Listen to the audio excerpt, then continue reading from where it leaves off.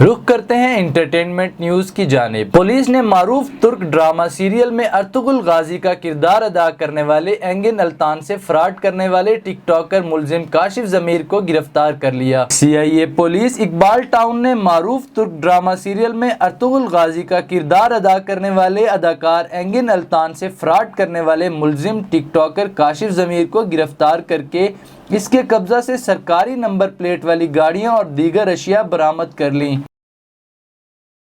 اداکارہ مریم نفیس نے پارلیمنٹ میں ہونے والی بدنظمی کی شدید الفاظ میں مذمت کی۔ گزشتہ دنوں پارلیمنٹ میں ہونے والی تلخ کلامی اور لڑائی جھگڑے کے بعد سوشل میڈیا صارفین سمیت اداکاروں کی جانب سے سخت رد عمل کا اظہار کیا گیا ہے۔ اداکارہ مریم نفیس نے واقعے پر غم و غصے کا اظہار کرتے ہوئے سیاستدانوں کو جانوروں اور جوکروں سے بھی بدتر کہا ہے۔